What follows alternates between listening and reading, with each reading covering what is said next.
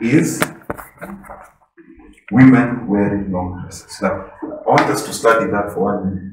Nani, do you have the task? Yeah, I'm using that. Okay. All right. Are we like? So, I want you to examine that statement. It sounds petty to determine the ability to reside in heaven forever based on legs. Correct? It seems petty because are legs sinful? Did God create them and cover his eyes? Okay? But I want to extrapolate that thinking a little bit. It is the thinking that salvation must be at some point about some work you do. That's the basic thing. That salvation, after you get saved at some point, you need to qualify for it. Okay? Right? Now, how do you qualify for it? You qualify for it because then you start naming your testimonies. I don't smoke, I don't drink, I don't have a girlfriend. Correct? Now, I want us to be very, very clear because people often misunderstand. And let me make it objectively clear that it is right in front of the project. So let me be very clear, right? That if you guys want a place to put it, that table first. And then because of the speaker, you hear quite well. You see, Oliver knows how to press that stop. So unajua kufinya, it's a touch screen.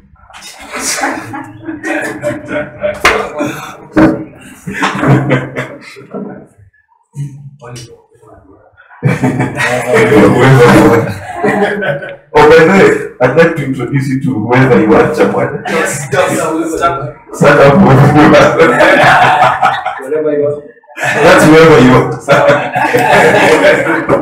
It's an inside joke about something that happened. So, I want to be very clear. Paul says that salvation is apart from works. Apart from works. Apart means that it cannot have a portion of works in it. You cannot say that the qualifying factor for anything to do with salvation is the fact that you did anything. Because if you can do anything towards your salvation, then Christ died in vain. Let us be very clear. You can't have both ways. Either Christ died on the cross and then fulfilled the law and all of us are fulfilled in it, or he didn't and then we all need to work out our salvation, in which case let's all become Muslims. Because that's a Muslim doctrine. Are we together? Salvation is apart from works. Okay? However, as a believer, you are expected to do good works. Not so that you can be saved, but because you are a changed being. Do you understand the difference? Listen. You live in your father's or mother's house. What did you do to live there? You were born, right?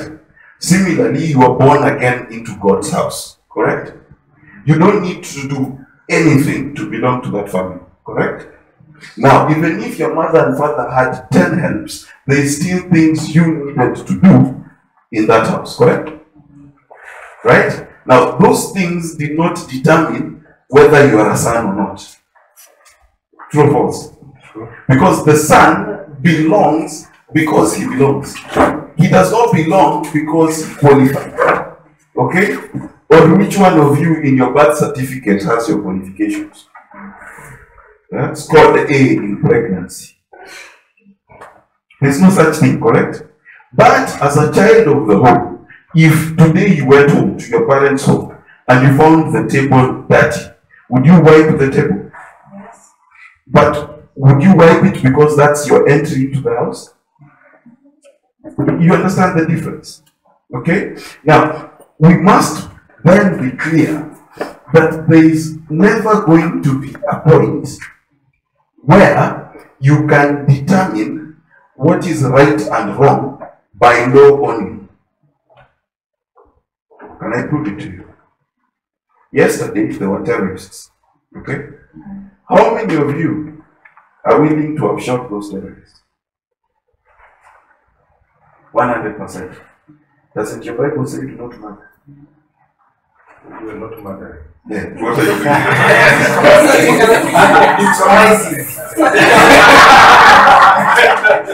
doing? we are sending them to God for judgment. The point is that the law is not universally applicable. It never is. Whichever law it is. You understand? It is transient based on a circumstance. Okay? Because if you take the law to be a fixed standard, then you run into trouble, because the same God who says do not murder says when you meet the Philistines, do not even leave a child alive. So which one does he want?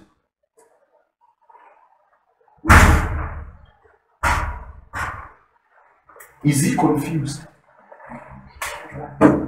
You understand? So you must be clear. And I am repeating for the sake of everybody to understand that the standard in the kingdom can never be, will never be the law. Because it's not only is it unattainable, it is also extremely not practical. I'll give you an example. If you take Paul's statement that women should dress modestly, okay, you run into trouble the moment you meet a swimming pool. Because then what is decent? What is decent? They've tried everything. What is that? It's called a zucchini, that Muslim thing they tried, where you try to keep your Muslim values but you're swimming. Comes from a burqa, right? But I'm wondering if the whole idea of the burqa is to hide your shape. Just having something very tight that covers your whole body, you can still see. So the law is hard to apply. Okay? Because what is modesty? What is modesty? Modesty cannot be determined by you. I can't decide what is modest, because there are people who are offended that you preach without a suit and tie. Senor, they think it is immodest, right? So the term modesty is not a fixed thing, and if it's not fixed, then you cannot apply it. Now, I'll give you an example. You can be, as a woman, you can be very modest. Okay, and you've covered your legs. But you meet a guy who really likes fingers.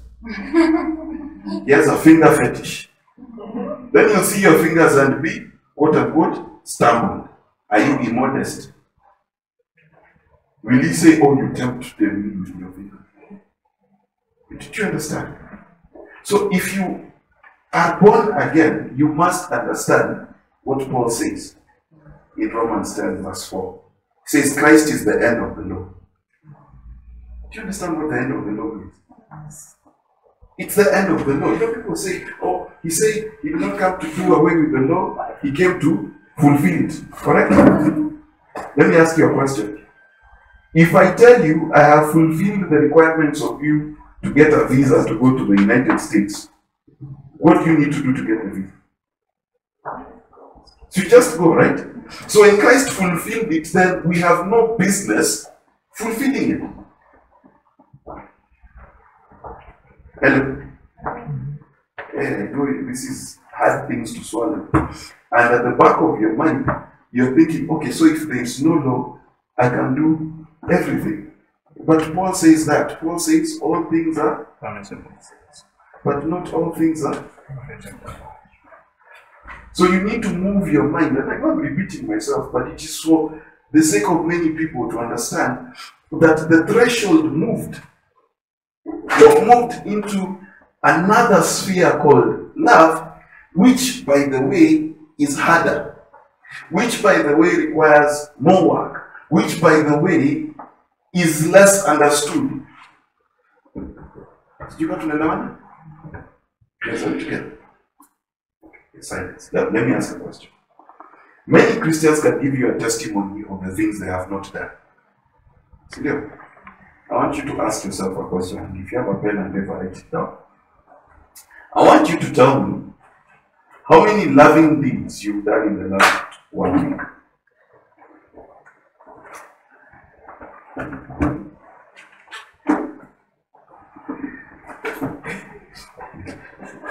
Maybe saying a statement again.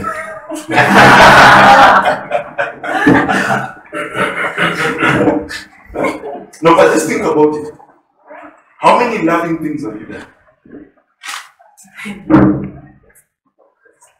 Yeah, it's easy to talk low. Because at least today, you are better than terrorists, right? None of these are terrorists. So it's easy to talk low. But you sit down 7 days, 24 hours in each of those 7 days, other than your spouse, your boyfriend, the person you currently have a crush on, what loving thing have you done?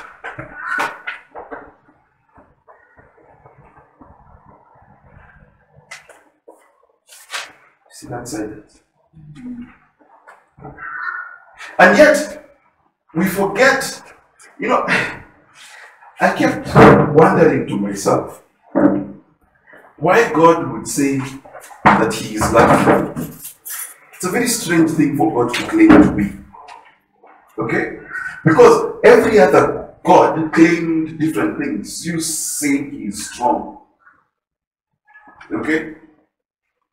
Every other God claims certain powerful, earth-shattering attributes. Then God decides to say He is love. Telling me that this experience called love that I experienced in a corporeal form called humanity, that every time I experience it, I experience God. Correct? Meaning my interaction with God cannot be separated from my experience of love. Correct? Now, love, by definition, cannot exist only with me. I cannot say I love and I say I love me. It's not, it becomes selfish. Correct? So love by definition has to be connected to another human being. Okay, so together. Now, this concept is a difficult one. And I noticed something in the Bible, and I will take samples of a few scriptures, mostly in Genesis, that will try and express to you the importance of love in the body of Christ. Because last week I talked about freedom. And freedom is an interesting thing. Now imagine you've moved to Mars.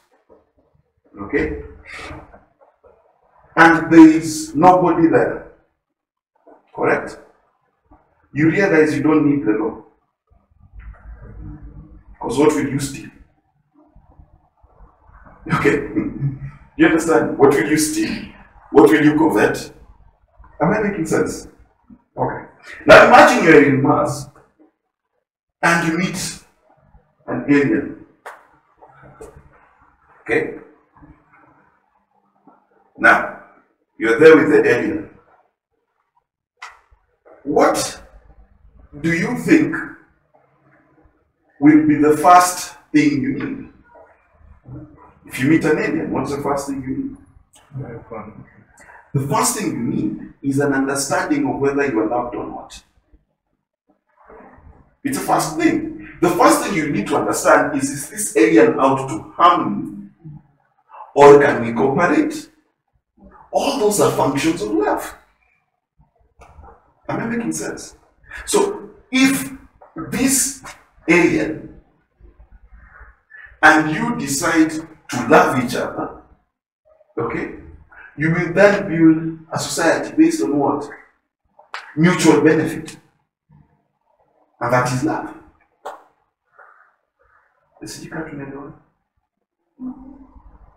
So the objective of freedom is not so that you go out and do whatever you like. No. It is so that you are free to love. To basically express who you are in the most loving way to your neighbor, your friend, and your society. So you got to know. So for example, these people were evangelized like this. Yesterday we spoke about God is going to judge you. He's going to throw fire at you. You're going to hell. Okay? Let's say all that is fact. Is it loving? Is it? Now, I want to show you something. There's a guy called Cain, whose story you know, but I want us to read it again because you see certain things that are strange. But for Cain and his offering, God, he had no respect or regard. So Cain was exceedingly angry and indignant, and he looked sad and depressed. And the Lord said to Cain, "Why are you angry, and why do you look sad, depressed, and dejected?" Okay? If you do well, okay? If you do, will you not be accepted? Okay? So in other words, what Cain was doing was not well done. Okay?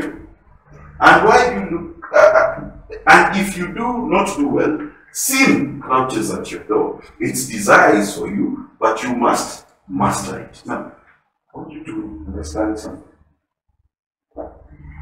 The story next then defines sin mastering Abel, Cain brother. Senior. So let us see sin mastering Cain. Now pause. This is Genesis chapter 4. Is there a law? Did God say do not murder? So there is no law. These are presumably the first human beings, correct? Right? So there is no law. So please understand, even the use of the term sin there, the way we understand it, it should not be that. Do you understand? Because to sin means that there must be an identified mark for you to miss. So you got to remember. So God, before he had ever told anyone about sin, he tells Cain, sin is about to master him. Okay? Now let's look carefully what is the sin. And Cain said to his brother, "Let us go out to the field." And when they were in the field, Cain rose up against Abel, his brother, and now let me ask you a question. What is this journey from a sacrifice not being accepted to killing a brother? What is the journey? It's a strange journey. You offered to God, I offered to God. Your sacrifice was accepted, mine was not. Why do I kill you? You know, we read this story and we assume. But think about it. Okay? Cain has sacrificed to God. Mark has sacrificed to God. Cain's sacrifice gets accepted. Mine does not. I kill Cain. Why?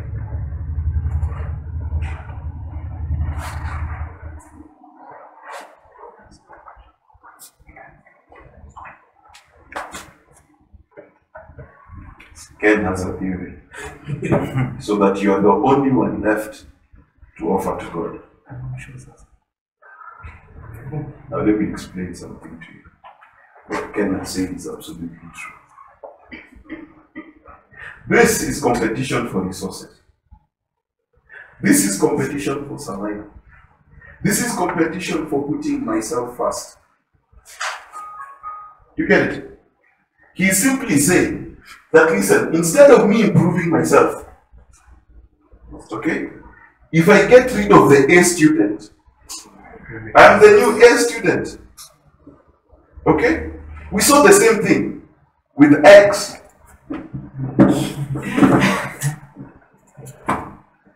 Kuti has been selling X at 500. Okay? Abel, sitaki kumita king, akakaa chini. Abel akasema, you know what? Even me, you know what I can do? I can sell at 300. Correct? Another Abel sat and said, you know what? Other me 250. Now, in the world that makes sense. Correct? Because that's what you do. If you're Safaricom, your airtime is 300, Airtel, I'll sell at 250. Correct? Na tuseme, urafiki tuweke kando na? So that's how it works. So we separate business and friendship. We separate money and friendship. Okay? Meaning that for as long as it is advantageous to me, I will throw you under the same thing. Same thing. And we do this all the time. All the time. All the time. I'll explain it to you. You have a car. Okay? Derek fixes cars. Okay? But you sit and you say, "Hi, who Derek is going to tukipatia hii biashara si atakombozi." You know there are people like that. Si tuseme ukweli. So now what do? You withdraw from helping. Ndio sikupite sana. Sound familiar?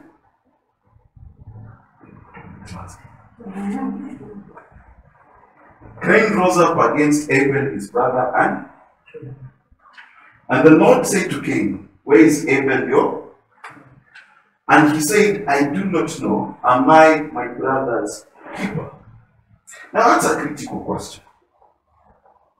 Critical question. Am I my brother's keeper? What was God's answer? Let's consider it this way.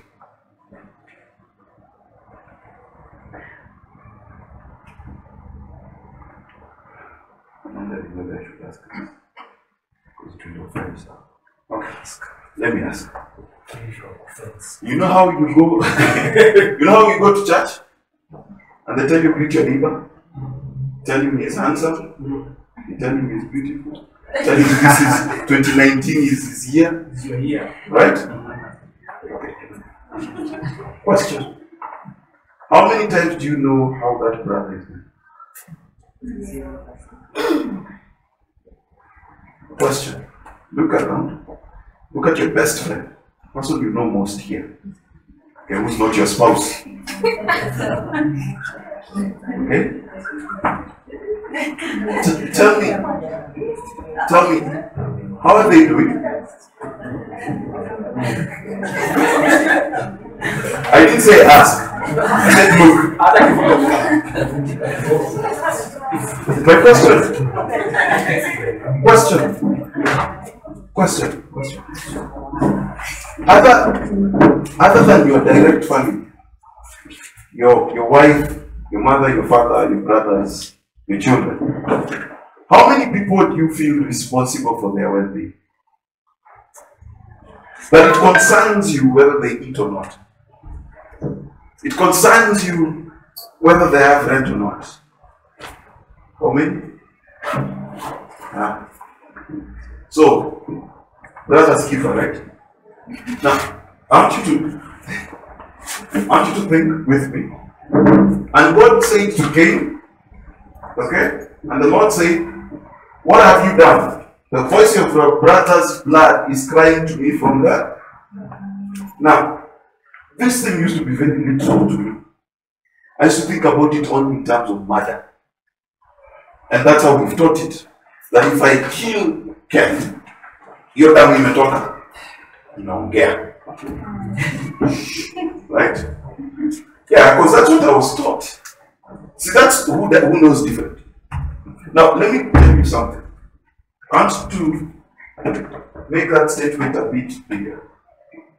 What God was saying is every time you've ignored a brother and they have suffered, their suffering speaks against you.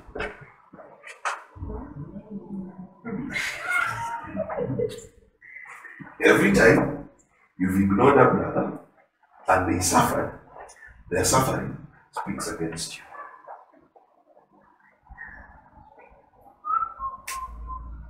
I'll show you in scripture because when I found it, shook me. Because it is easy to talk about blood because unless it's a chicken, you understand?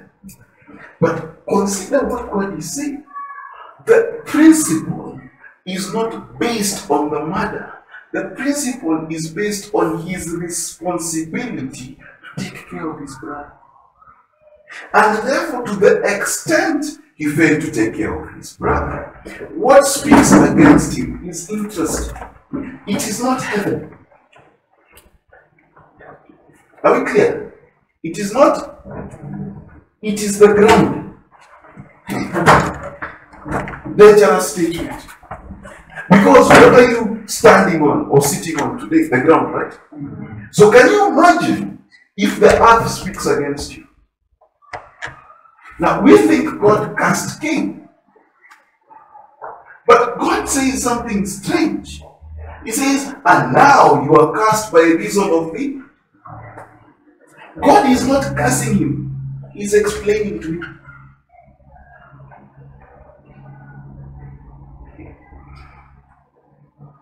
He is explaining.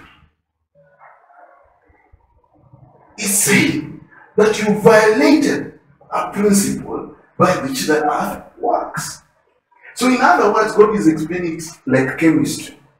You are supposed to put calcium. You put potassium. The thing exploded. That's what God is saying. Okay?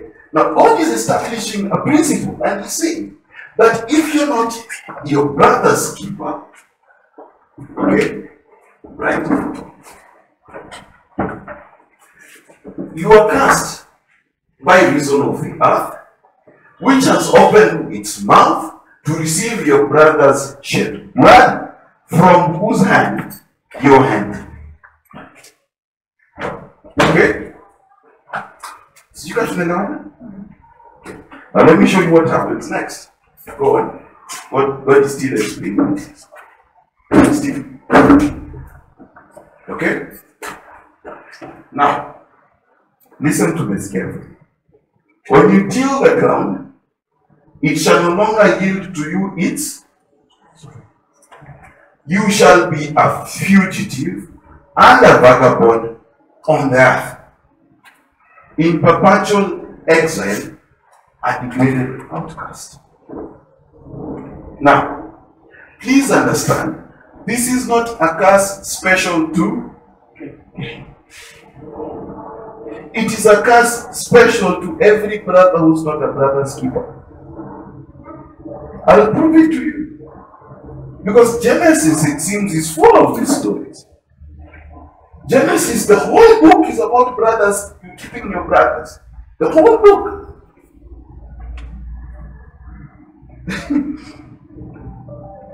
Now, Cain said to the Lord, my punishment is too great, greater than I can bear. Behold, you've driven out this day. From what? From the face of the land. The land. I want to explain to you what land means in a bit. And from your face I will be hidden, and I'll be a fugitive and a vagabond and a wanderer on the earth. And whoever finds me will kill me. Now let me explain something. When it talks about the ark, it speaks. Remember when I was teaching Finding Eden, and I was explaining what Eden is, a garden. Remember when we talked about the 4 rivers that supply Eden? Remember that? So when he's talking about the land, he's talking about what produces for you. Whatever produces for you. Okay? Now, when he talks about his face, God's face being hidden, remember he's talking to who? To God. So he's not lost his ability to talk to God. Can we agree on that? So what is his face being hidden? It means that I will no longer receive your favor.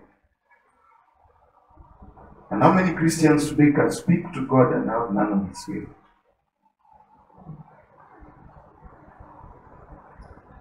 How many Christians can speak to God, but my friend, they plant seeds into their businesses, into their careers, into their whatever, they sweat and they toil, and what comes out of it has no profit.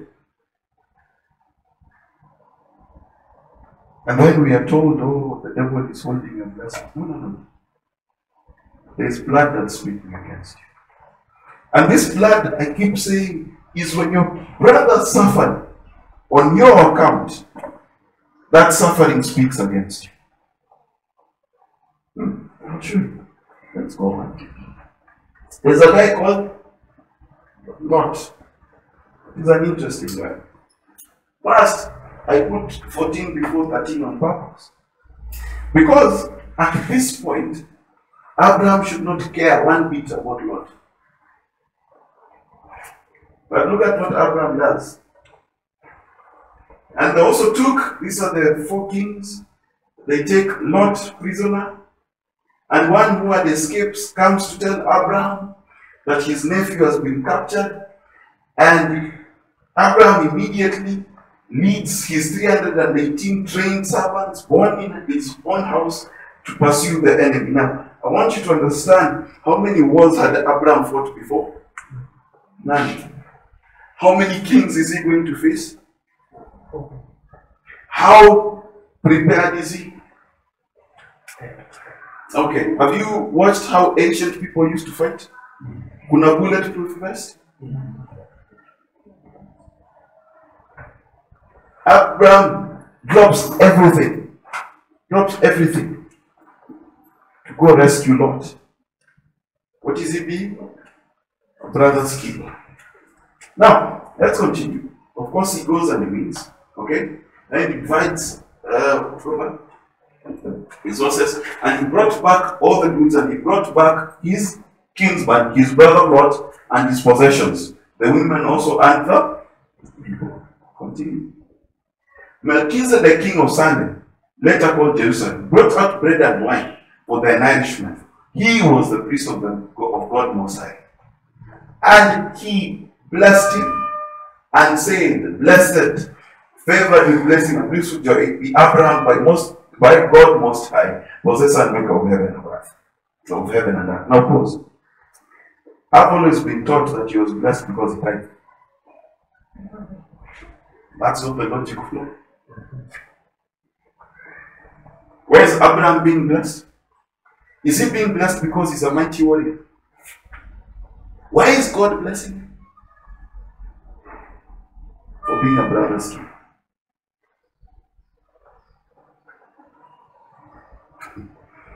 God is blessing Abraham because he risked his life to save Lot.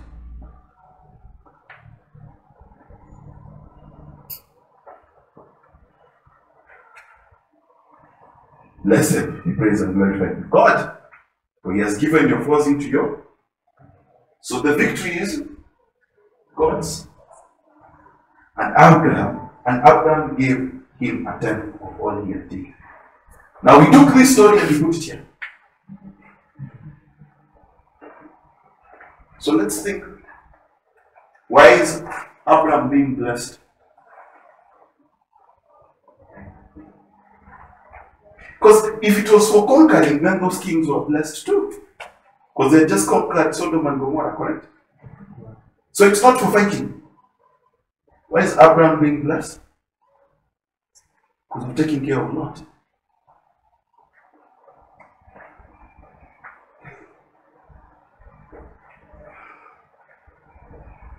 You're not like me.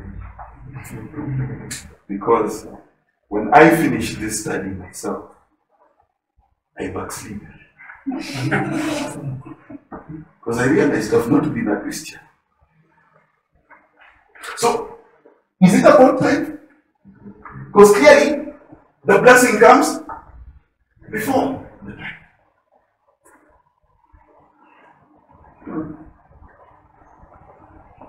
We need more evidence, correct? Let's go to Genesis 13. But also, go to Genesis 13.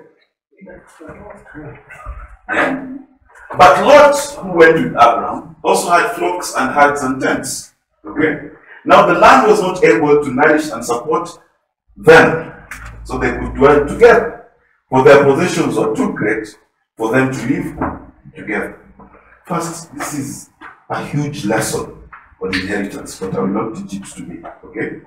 And there was strife between the herdsmen of Abraham's cattle and the herdsmen of Lot's cattle. In masterclass, there was strife between Hutia's ex.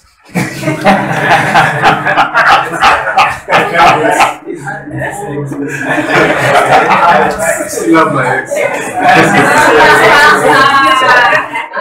Hutia's chickens. Hutia's chickens ex.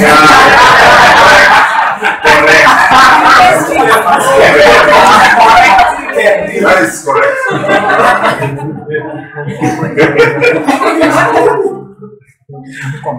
Now, look at this, look at this. It seems like a joke, but it's a very practical thing. It's very easy. Okay? I give you the example of Eric being a mechanic, right? Now imagine if another brother joins us and is a mechanic. Now imagine if they're equally good. Okay? So now where will we take our cars? Right? So suddenly there is strife. Because I can assure you, there will arise camps. Camp number one, or you to give me camp number one is I belong to Derek. Derek Lumbo. Camp number two, ani gari yangu inauzwanga tu na Derek tu. Right? Human nature. See there? Now, and the Canaanite and the Perizzite were dwelling in the land, making further more difficult to obtain. Let's continue. So Abraham said to Lot, let there be no strife, I beg of you. Wewe, my friend, na Nairobi yako, what would you have said? Pole nani ni mnoma? Tuheshimiane. Kama mbaya? Look at Abraham's choice. He says something so strange. He says, between you and me, or between your husband and my husband, for we are what? Brothers. Okay? I'm substituting the term relatives for brothers. Is not the whole land before you? Separate yourself, I beg of you, from. If you take the left hand, then I will go to the right. And if you choose the right hand, then I will go to the left. Okay, question. Question. Who is the uncle? Who should be choosing? Who had God? Who received the promise? Who is giving up the right? Abraham. Is that what you do?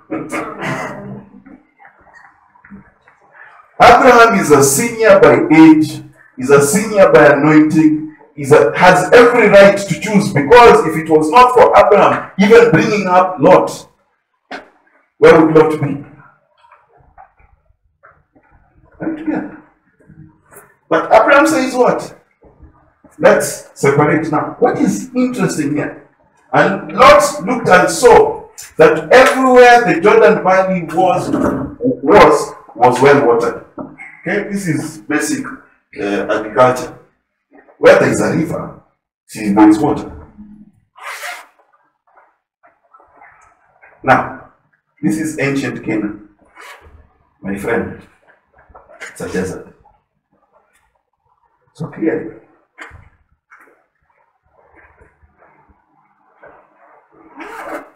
before the Lord destroyed Sodom and Gomorrah, like the garden of the Lord, like the land of Egypt, as you go to Zoan, it was nice.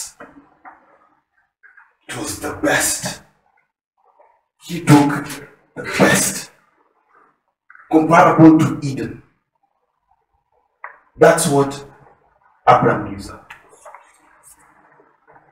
The Lord chose for himself all the Jordan Valley, and he traveled east, so they separated.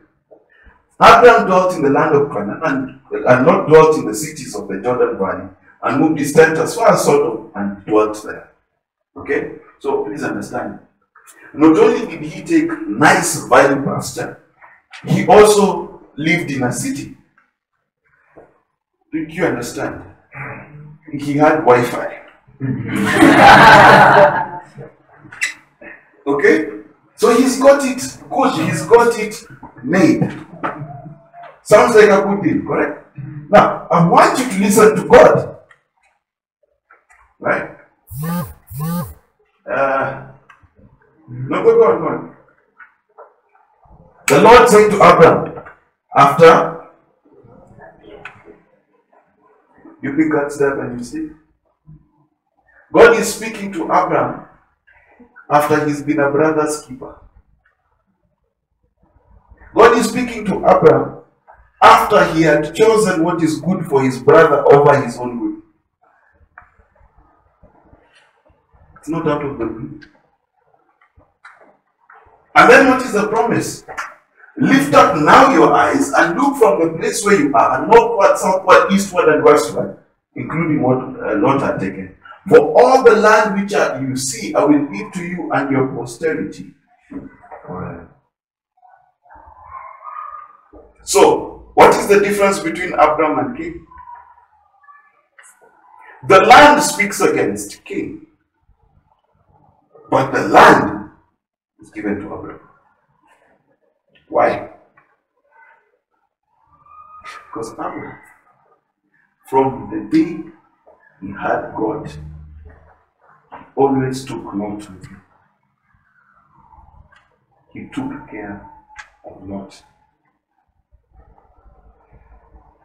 Even when there was strife, he chose to take care of Lot.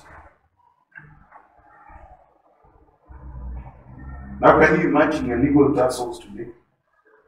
If you went to court with your business partner and you've got two supermarkets, one is terrible, one is doing very well, and then you tell him to choose, he chooses the best supermarket. How long is the court case going on?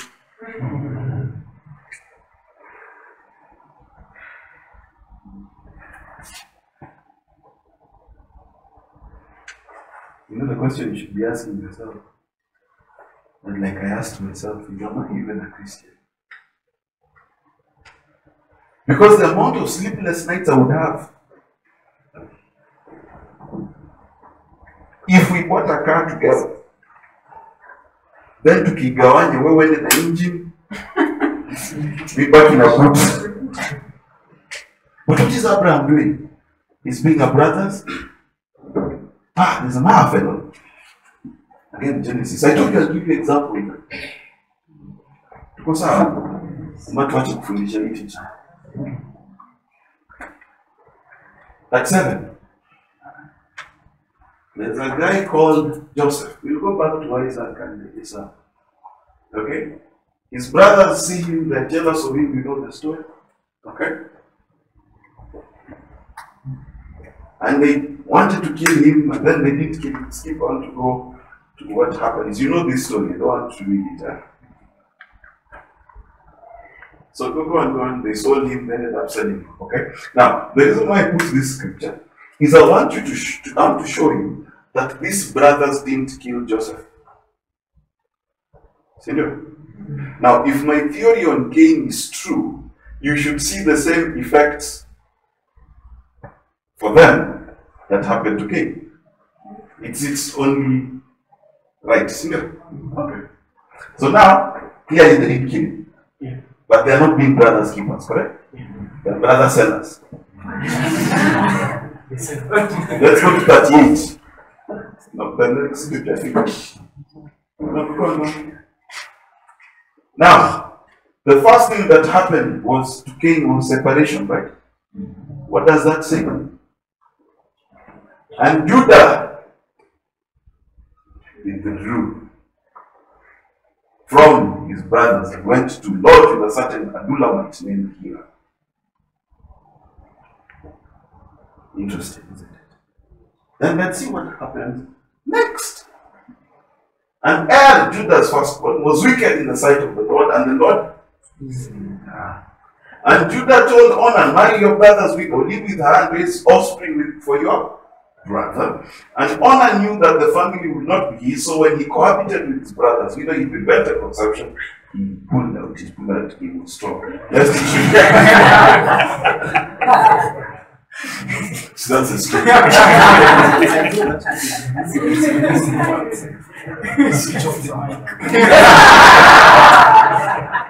Well, if you're not free me, I'm free. Okay? And the thing which he did displeased the Lord, therefore he slew him all. Yeah, this is sounding like it really went very well for Judah, right? Killing Joseph was a good idea. Okay?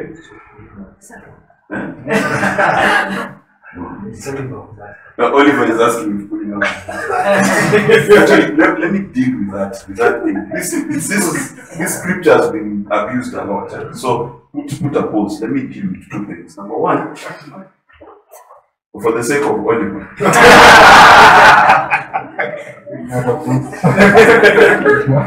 You don't abuse the microphone right.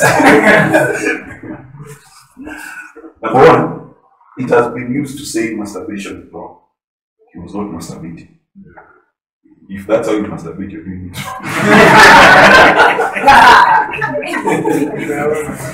At least when the church is done.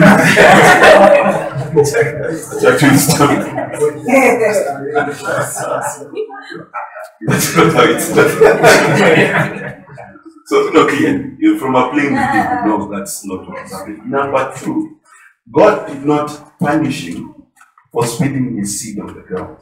He punished him because the law, the tradition then was, if my firstborn brother, okay, he had a bigger portion of inheritance than me. Okay? Now, if he died, I would inherit that bigger portion if only he didn't have children. You get? So he knew that if this woman conceives, then he will lose the property. His inheritance will remain smaller because the children of the firstborn, even those hired by him, would be the ones who inherit. In fact, they were not considered his children, they were considered the children of the elder brother. So God is not punishing his pull-out him, he's punishing his intentions. Nego. Yes, so don't, you know, the biggest problem, I told you, the problem with the law is that you have to keep defining. You understand? So, because now, the birth rate would be incredible if people didn't pull out. No, it's the truth. Because today we have different kinds of pulling out. There is condoms, there is YOLO-19. Yeah, you know, we don't fear this thing. So if you do what you're offended, always cover your ears. But all those things are methods of pulling out. Because what you're doing is you're preventing your sperm meeting with the egg. It's called methods of pulling out. So if we say it is because of that, then every form of contraception is a sin, which is the doctrinal error the Catholic Church has done to get detriment of places which practice Catholicism, like the Philippines. Because now you find people who live in the ghetto and you've got 10 children because the church told you not to. Mandiga pula.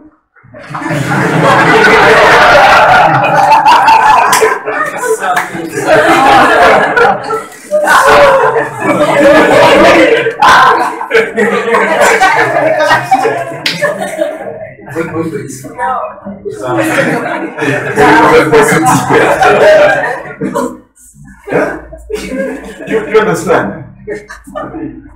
No, you know, it's only Christians who are offended by biology. Yeah. And I don't know why you didn't speak it, but it's like when you charity sees all of that.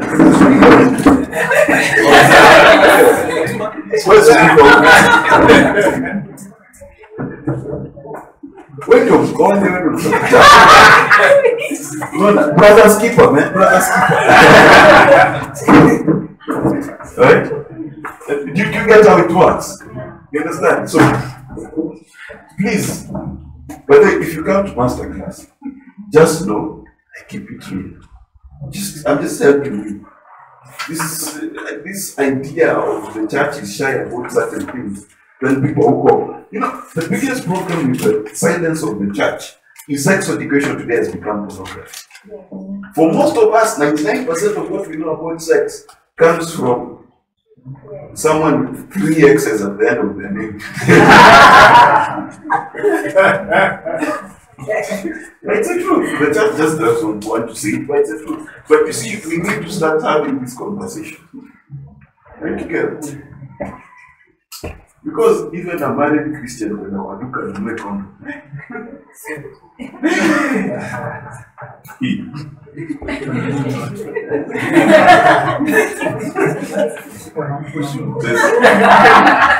there's someone who told us a story about I'm not gonna say who, and I'm not going to look at them. So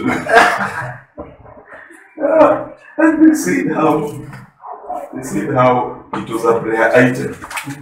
Because you're not but you and your girlfriend are making mistakes and potentially making babies. But because you're so scared, the job done you couldn't fit it, so you can't go to the shop and say it's a condom. So the guy suffered for praying to God, I keep God, if she's not pregnant, it's like in the heart.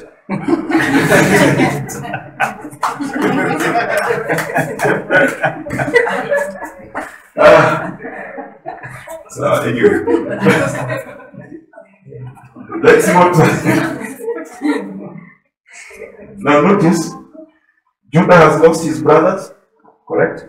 Doesn't live with them. He's lost 2 sons. Is Joseph dead? He's not. So what is speaking against Judah? The suffering of Joseph.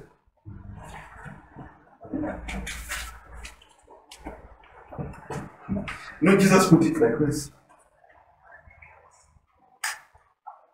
Woe to anyone who harms you. Okay? Now, I thought it was God get super angry and say, hey, do you know how much I love you? So this guy I'm going to do. No, that's not it. It's just a simple principle of operation. Do you understand? It's how the earth was wired. So he goes and Judah says to Tamar, his daughter-in-law, remain a widow at your father's house till Shelah, my youngest son, is grown. For he thought lest perhaps if Shelah should marry her too, he would also die, as his brothers had died. So he's got 2 sons, correct? So Tamar went and lived in her father's house, but later, Judah's wife, the daughter of Shua, died. So how many people have died now? You're back in?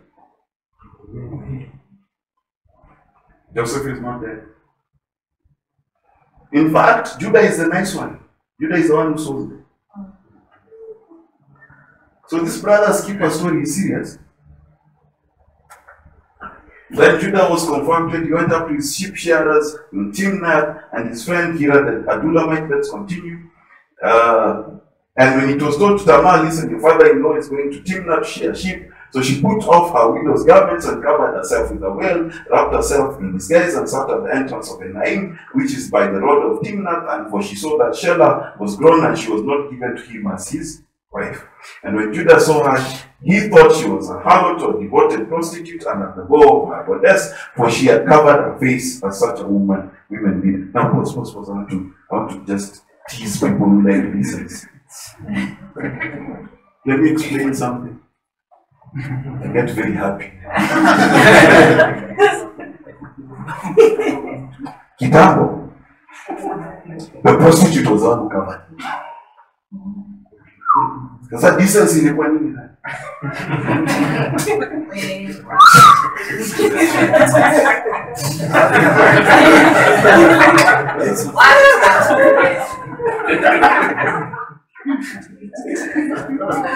Now you know why theologians don't like arguing with me. Yeah. Because when you stick to law, your logic is always half. So can you imagine how decent, if you transported her to Nairobi, and you put her on K Street, and can't get part of custom. But Judah is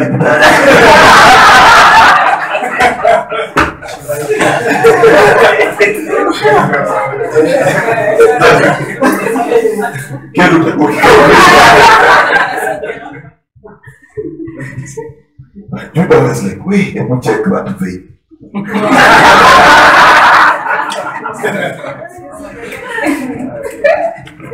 No, because decency is in your head.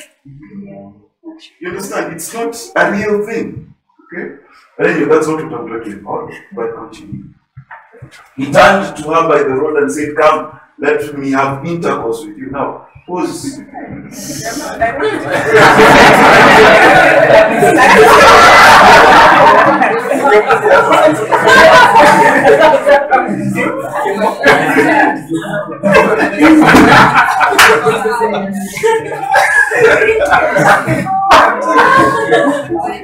You thought the bold and the beautiful was bad. Meet the Bible. So put them first born, second born, Nabuda. Now, if you are a person of Bono, you backslide 6 times. Because when God sat in heaven, he decided in his wisdom that Jesus will come from this. Yeah. This is why, you know, when people say, oh, if a woman has more than one wife, one kid from a different husband, she's not worthy to be MVP. I'm like, listen, then Jesus is not worthy to be a Jesus either. Because where he came from, my friend. So clearly things are not going well for Judah. Okay, at least one time.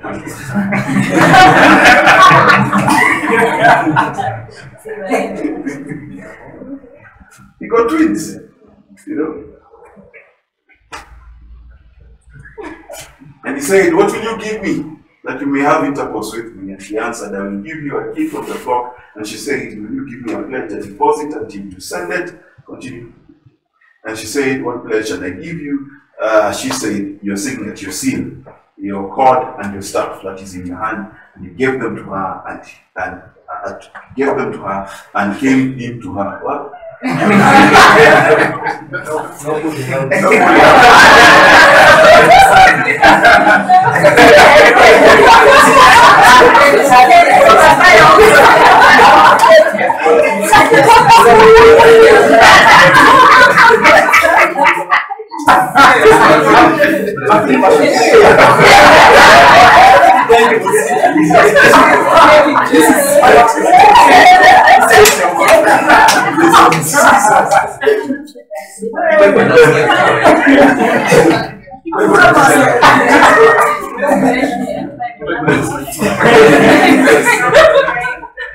That part I did not plan for. And she became pregnant by him. Now, this story is just to show you how it did go well for Judah. Okay? It didn't go well. And yet, Joseph is still very much alive. So what is speaking against Judah is not the blood of Joseph, it's the sufferings of Joseph. Because he had failed in the primary duty of being a brother's keeper. Are we together? Now, it's not just Judah, and I don't know whether I want to jump back, just go to the next scripture. I want to jump back to Jacob, then we go back to the entire family of Joseph. In fact, I can say that story now. Now we know that by the time Joseph was becoming prime minister or governor, whatever, whichever it was, we know that his brothers were famished. Correct? Now, what was interesting, you will argue and say the whole of Canaan was without food, right? But I want you to consider something.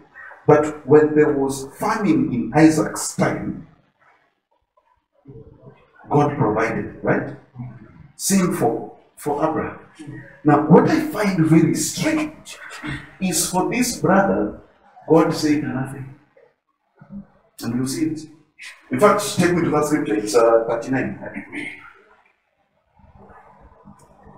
Go back 43. Yeah. But the hunger and destitution and starvation were very severe, extremely distressing in the land of Canaan. And when the families of Jacob's sons had eaten up the grain which the men had brought, their father said to them, "Go again, buy us." What is that term? What had happened to the blessing? What had happened? Abraham was rich. Isaac was rich. Jacob and his sons can only afford it. Now, a few things that happened. A few things we need to explain. But number one, you remember when he said God had hidden his face? Because he had gotten rid of the only one who God had chosen to speak. Who was the dreamer? So where had God hidden his face? In the one they tried to kill. So they sent him away. God was talking in Egypt, or talking about them, incidentally, because he ended up rescuing them. But they couldn't hear him. These guys, if you read the entire story from Genesis 38, all the time, the only one who is hearing God is Joseph. It's Joseph. Now, you need to also to understand that God does not, I'm talking about one of the sons. God is very intentional in what he does. So a lot of the time, your breakthrough comes covered in offense. Comes covered in this 17-year-old boy who seems to know everything. Comes covered in a man with an attitude. Why did I marry this guy? Right? You understand? So God had hidden himself in a guy they all didn't like. Right together. The result, it got to a point in their life where the only thing they could buy is a little food. A little food. What had happened to the God of Abraham and Isaac? What had happened? Now, let's go back to the story of Jacob. We like it very much. 33, go back. Go back.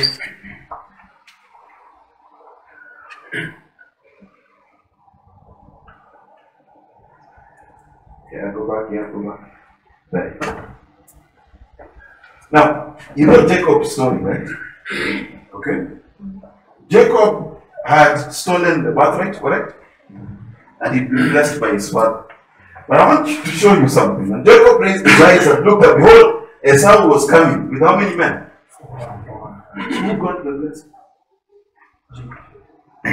No, seriously. Think about it. Who is scared of who? Jacob is scared of his son, right? Who has 400 men? Who is already considered a king? So who got the blessing? You know Esau actually got a blessing, right? But my question is, how come Esau's blessing, which was lesser, was activated before Jacob's?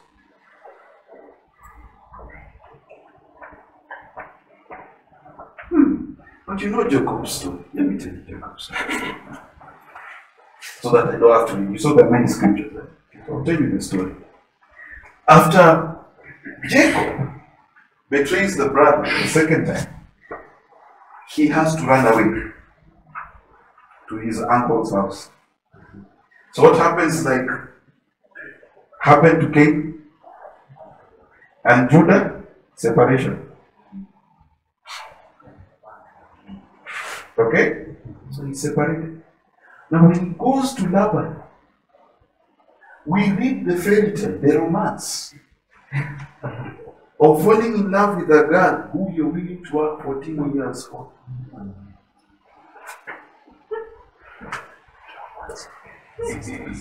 Let me remove the image.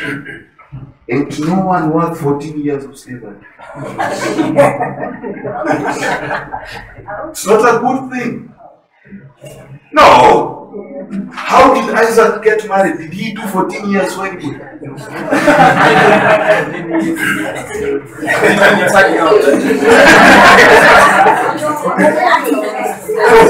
Let me ask you a question.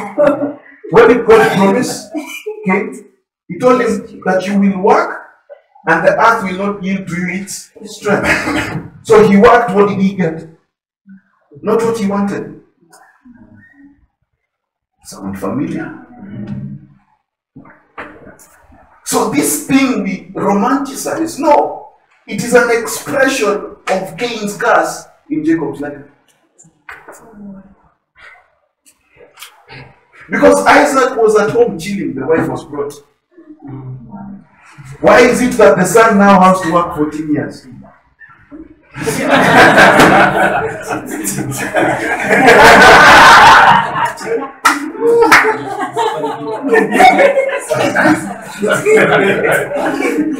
You know, you read these stories and you think, wow, what a dedicated love. No.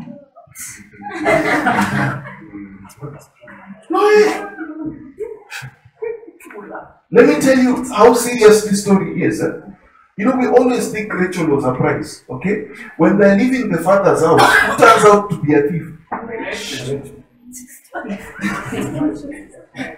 Okay, let's continue.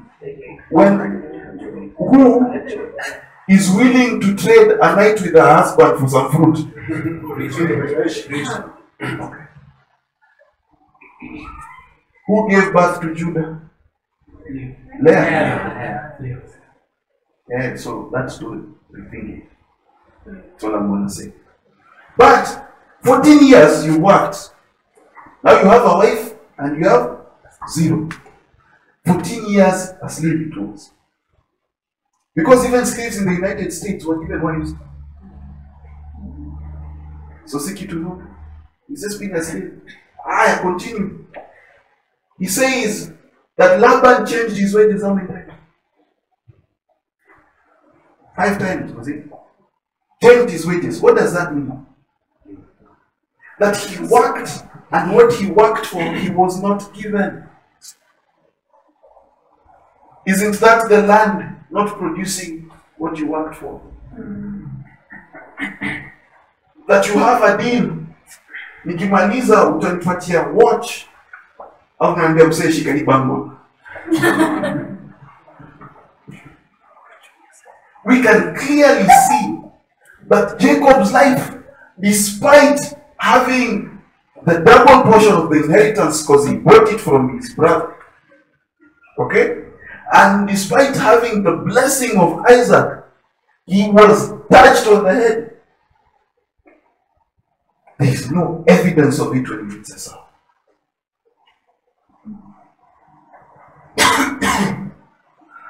Brother Skipper. Now what happened? What happened was simple. It was very simple. When Esau came from the field, famished and hungry, Jacob saw a business deal. How many times do you see that? When you see a brother, landlord anataka kufunga nyumba yake, things are hard, but he has a nice car. And you say, hey, by the way, umsa kwa desperate anaweza kumsikia? After kwa nimsaidia atalipa. Bwana asifiwe.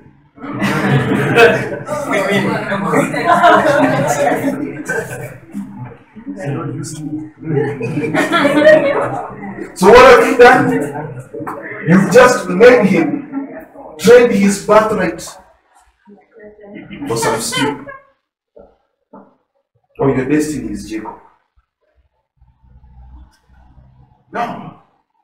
There is option before. Someone suffered.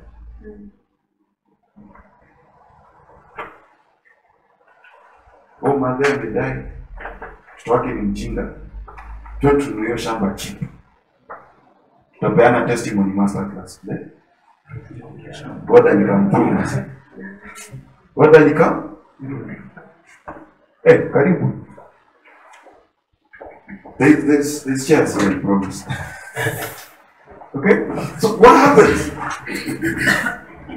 is it's very simple in capitalist Kenya to think what is profitable for me.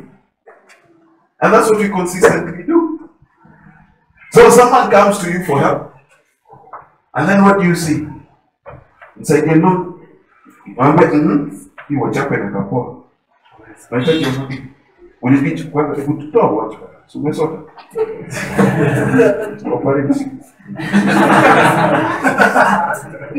You watching for how much? Yes.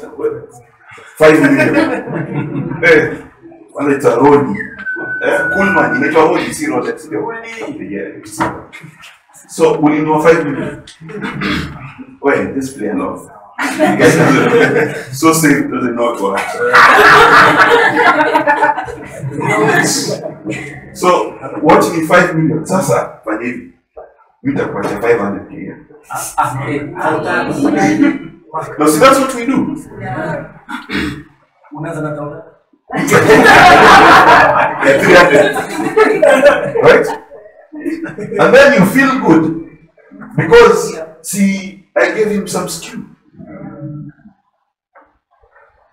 That's what we think.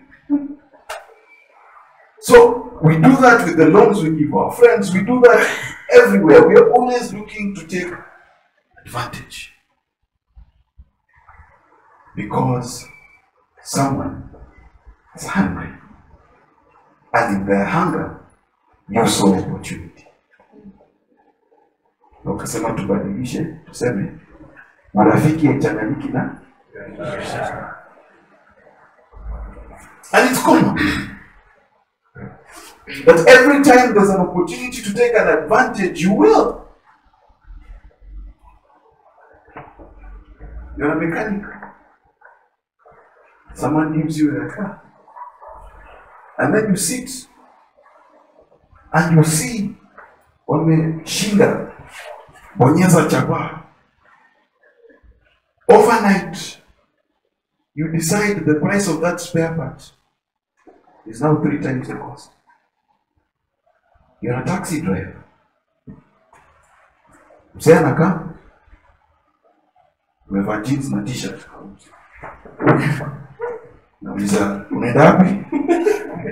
Anasema naenda kwao. Unamwambia so 3 ni sawa, si ndio?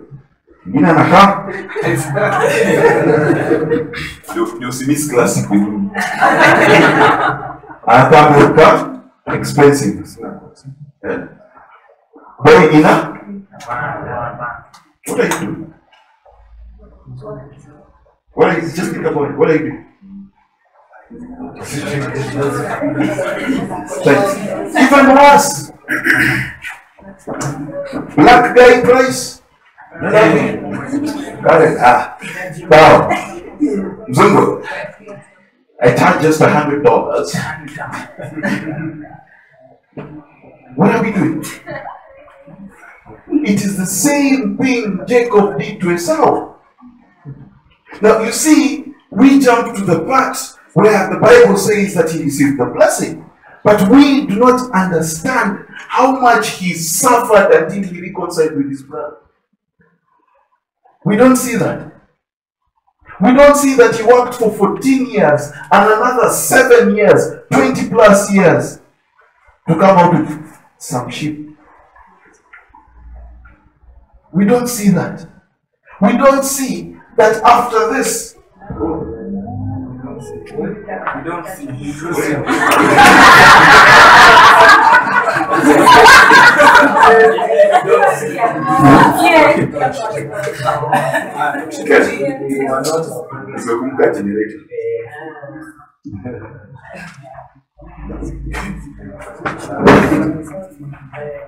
You know, to be okay.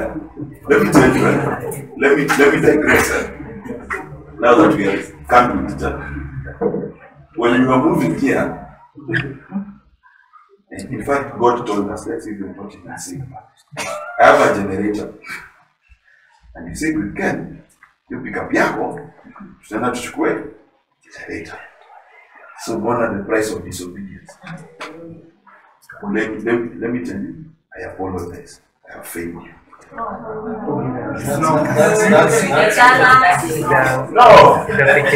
you must not take responsibility. I was not a brother's keeper. Okay? Actually, feel very valuable. Okay? We forget to see that if you read a bit further on, this is the first time God describes to Jacob what his blessing is. It's the first time. Okay? After he is reconciled with his brother. Are we clear? After he is reconciled with his brother. There's a guy called David. I always wondered why God liked David. Now, if you know David's story, you'll find something very interesting about David's story. David never betrayed a single friend throughout his life. In fact, so faithful was he to his friends that even when he wanted some of them killed, he couldn't do it himself. He told Solomon to do it. David is the guy who says, is there anyone who's left in Saul's house that I may show them mercy? My friend, think about it. He was friends with Benjamin when he was 19. He's talking about this 20-something years later, and he's still looking. Jonathan, yes. And he's still looking for a reason to be kind to Jonathan. Jonathan was dead. That's the kind of person David is. David gave back to Mephibosheth land. He gave him space at his table. He ate at the king's table. My question is, how many of your friends eat at your table?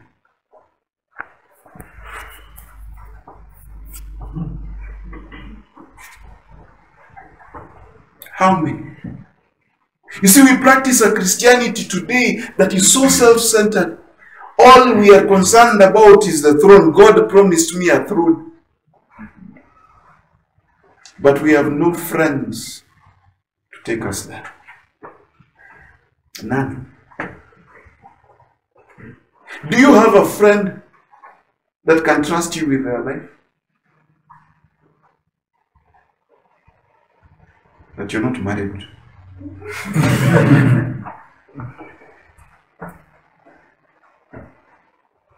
Whether that's in network imekufa. But that one is live. Because that one needs where's my phone? Yeah. Oh, just remember it. Paul, you know you have to take care. Like Jesus said, I have sheep that are not here. Thanks.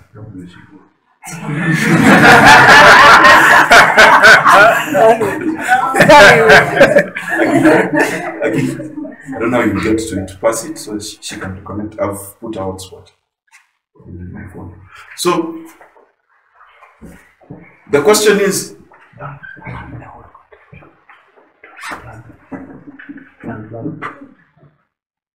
you know, I find it so funny. It's still connected. Okay. So connect the Wi-Fi first. So the question becomes, you know, there's an odd scripture in Proverbs. It says, do not forget your old friend, nor the friend of your father. Friend of your father. My question is, how many friends are you loyal to?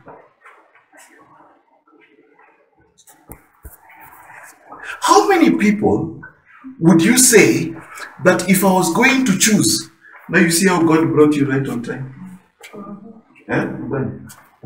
You see, being humble.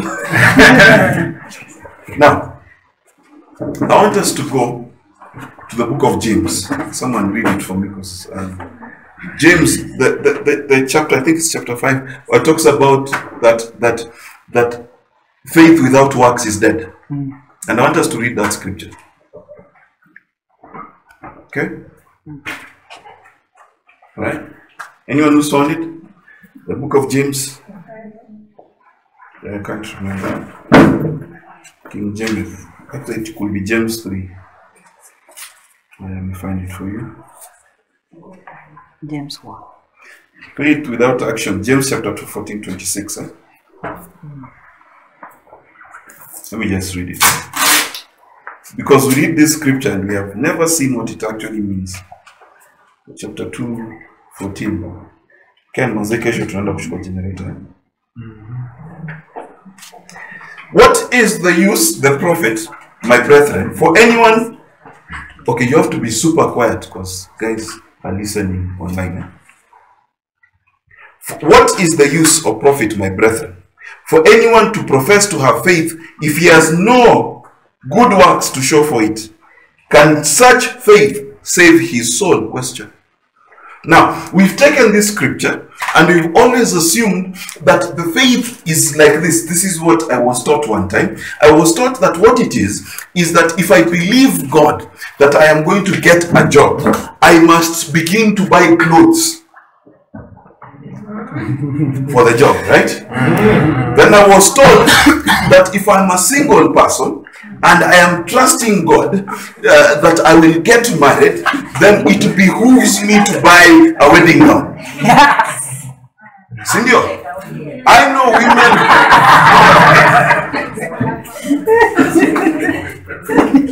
I know women who bought wedding gowns and they're now 4 or 5 sizes bigger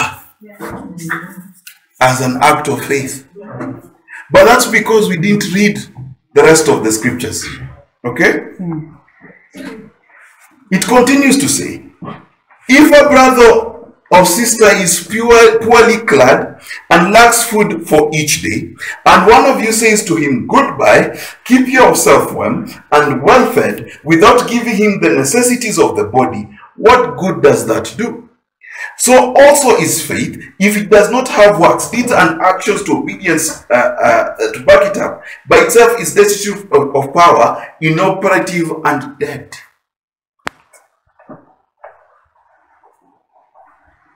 Now, let me explain to you.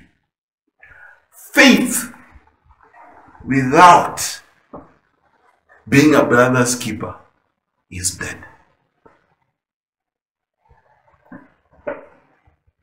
Let me explain what this means. All the guys I've given you examples of had direct access to God, yes or no? But for as long as they were not being their brother's keeper and they believed God, their faith was dead. It produced nothing. It produced. Now the question I have to ask you, is there possible? Is it possible at all, to practice Christianity without being your brother's keeper? Because in John 15, let me find it. But John 15, 16, they just amaze me. Let me find. Because now I have to find.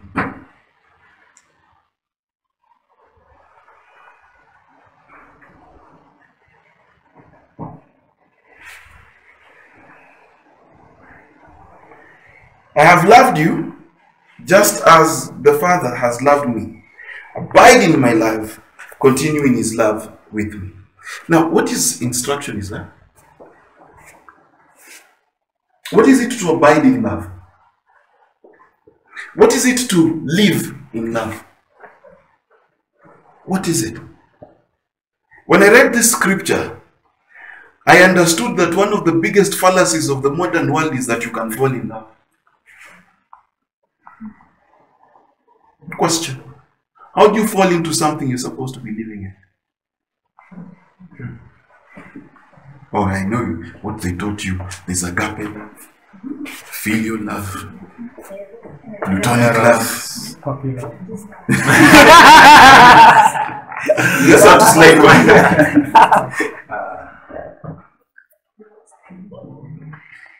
If you keep my commandments, if you continue to obey my instructions, you will abide in my love and live on in it, just as I have obeyed my Father's commandments and live on in his love. Now, this is weird. How can you explain to me that Jesus is saying, if you obey my commandments, the result of obeying his commandments is abiding in love? That's strange. Because the result of obeying commandments most of the time is you are an isolated, prayerful person who we see once a month because you are in the mountain. See, that's...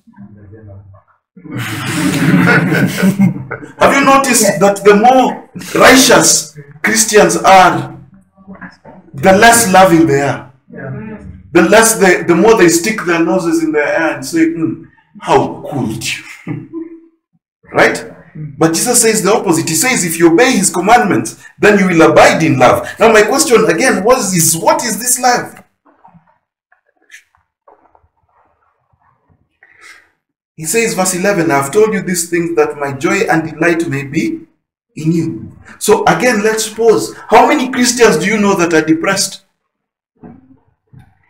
How many Christians do you know that are sad? How many Christians do you know that don't have joy? Oh, there are many. There are many. You can see it when they pray.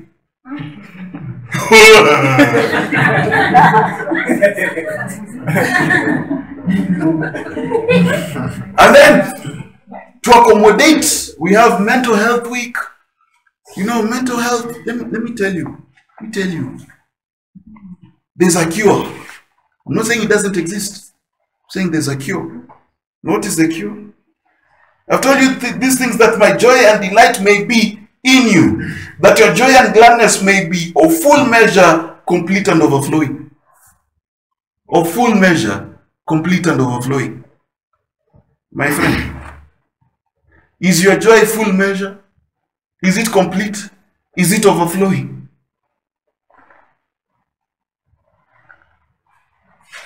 And he says, all this time he says, this is his commandment, that you love one another.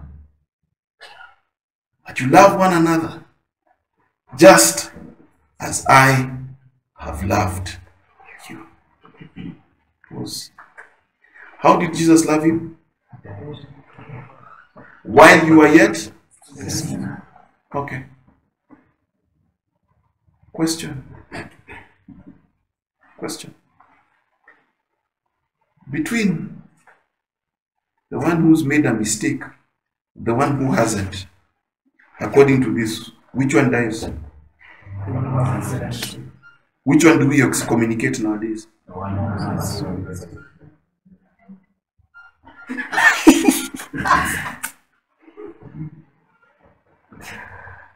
This is odd. Because Jesus says, this is my commandment, that you love one another just as I have loved you. In other words, after the shape, manner, and form that Jesus loved me is how I love you.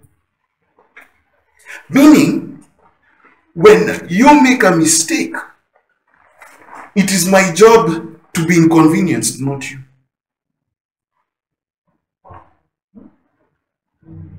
Yeah, because Jesus is the one who was inconvenienced. Or you thought he was having trouble in heaven. When we were sinning, he was the one who was troubled. Guys, are we together? So to love one another as Christ loved us means that the kind of love we give is the love that we are willing to die so you can live. So we are willing to pass a deal so you can get a deal. We are willing to pass up a job so you can get a job. You know what I found funny? My father's farm has many trays of eggs, many. And he called me. This was before anyone had posted about eggs. And he said, no, I can show you the message because it was in December. No, because I can talk about it because it was public, right? It's not a secret. I never once thought, ever, to post in the group and say, I sell eggs too. Because it's not something I can even imagine doing. Do you understand? It's not a thought that can germinate. Because love means, it's very simple. It's very simple. If I get a contract today that requires photography, I will not take the photographs. Even though it would be cheaper to hire a cameraman and pay him, I will not. I will give that job to the professionals who do it every day. That's a brother's keeper. That's a brother's keeper. A brother's keeper wakes up every day and wonders whether the person you are seated next to has eaten. A brother's keeper, by the way, is not a Kenyan philanthropist. Because Kenyans are the worst. Kenyans go to children's homes on your birthday so you can floss. Christmas so you can floss. I know it is because you want to floss because you posted it.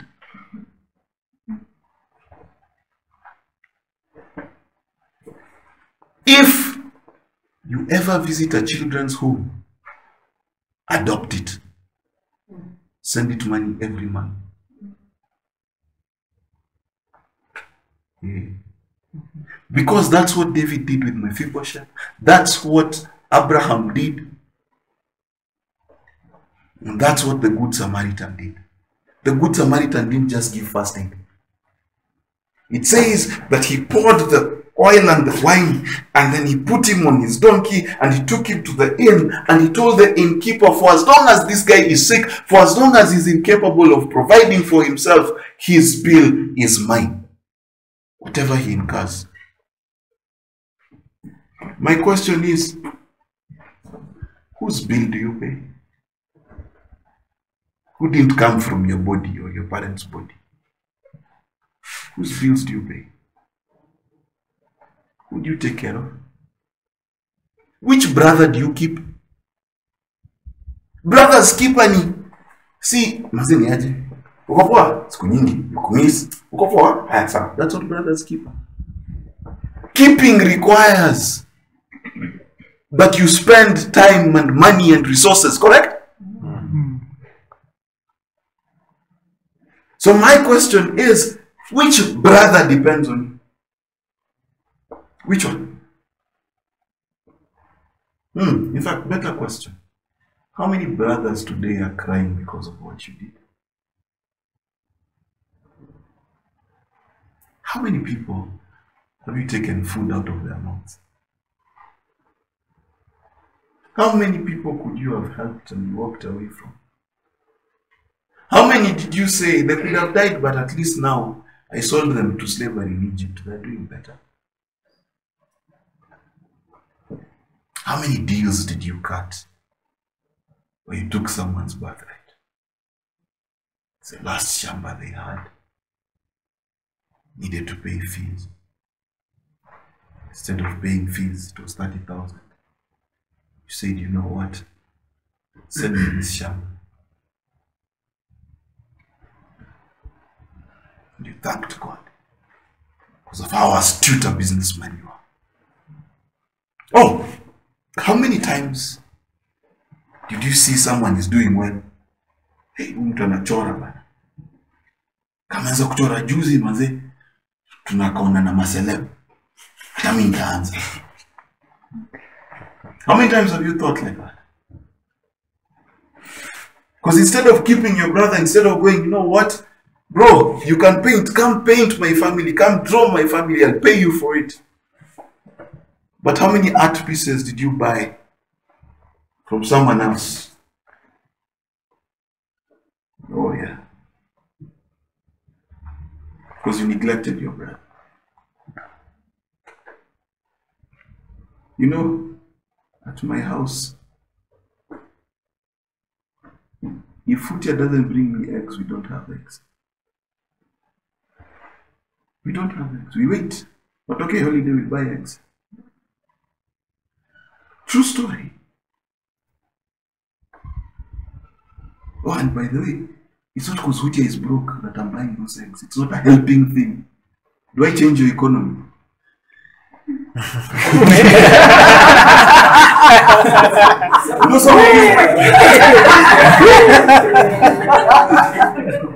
know, some of you think that the only time I'm supposed to be a brother's keeper is maze maze. Unajua mesota, na nauzanga utu tumayai yani. Tusiponunua utu tumayai. That's how you think. You're not a brother's keeper. So you don't know how to love. You don't know how to love. And the problem is now the curses of Cain follow you. That you keep digging this shamba and it produces nothing. You keep chasing after Rachel. It's been 14 years. And her lazy eye still can't see.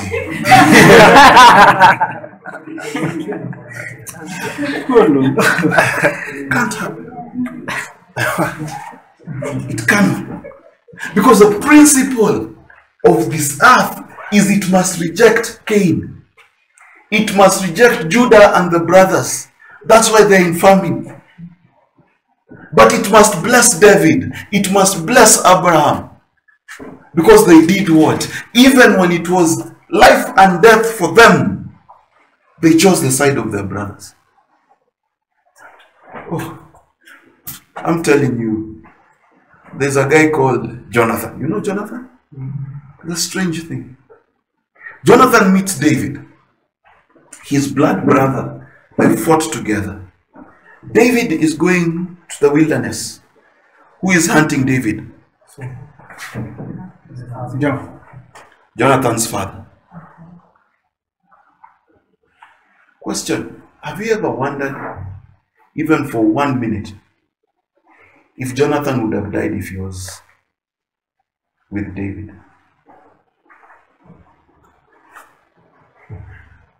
Have you ever wondered? Would Jonathan have died if he was with David? What happened? He was not his brother's keeper. He did not choose to put himself in danger. He did not choose to lose his princeship. He did not choose to lose the palace. He did not choose to leave the armor for the sake of wrath.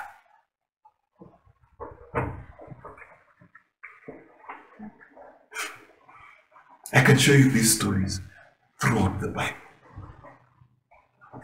It's not a demon that is sitting on your blessing. It's not. It's you.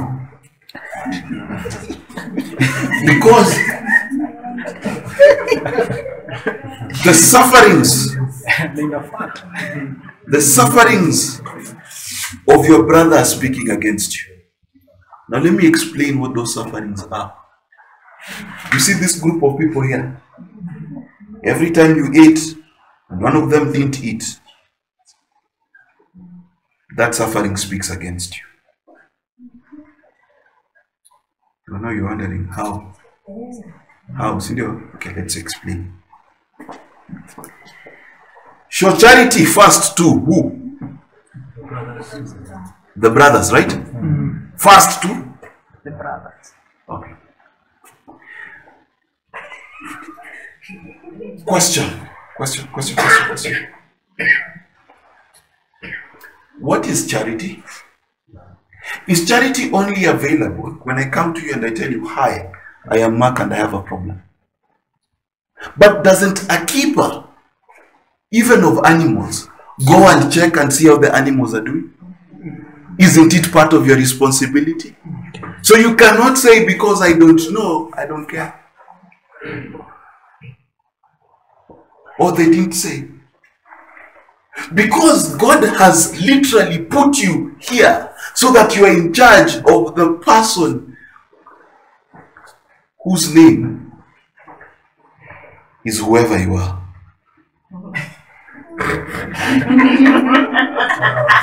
That's why I was offended by that statement. Because as a family, it is my job.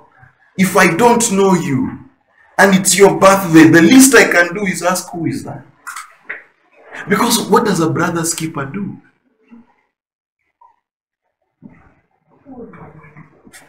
Do you think your mother was foolish when she cooked a meal in the kitchen and then called you from your bedroom to come and eat? Why didn't she say, I have cooked, I have gone to sleep? Because of necessity. Love is the one that comes out of eternity into time to save a brother. It is the person with a full meal who takes his time to find out, among these people, are they eating? Do you know how many times people have come and said, you know that time you guys asked for donations?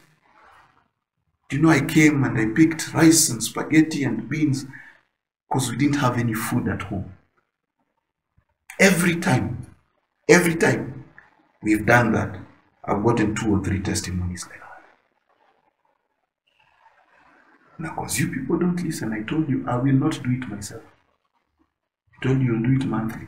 Now you want me to remind you to give. It's not going to happen.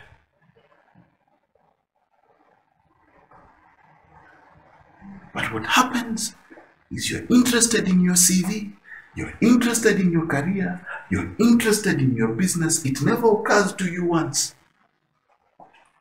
that if you kept your brother, if you made sure just one person is okay, then the earth is obliged to take care of you. It means that every job you do will begin to yield you profit. That's how it works. So the reason many Christians don't live this life in abundance, they are not happy, they are not joyful. Ask them a simple question: who do you help? I've never found a depressed person who helps people. Never found one. Someone who's generous? A sad one? That's hard. That's hard. Ask a person who has 50k, worried itaisha, 5k, worried itaisha, 5 songs, worried itaisha. Generous person inaishanga kila siku. Every day and day. Yeah. No one has greater love, no one has shown stronger affection than one to lay down his own life for who? His friends.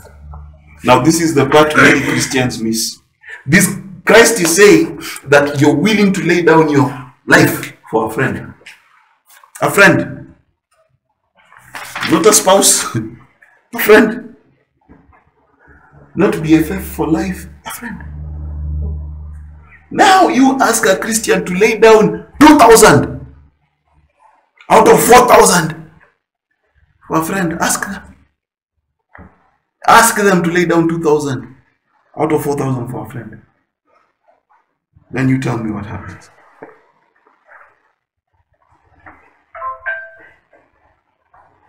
Yeah. How many of you? You see, Christians are funny. It's January, they are fasting. Let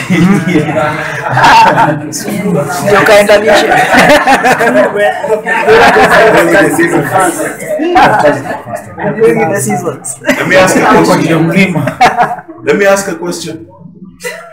Simple question. How many years have you fasted? Okay. Out of those years, which ones didn't have problems?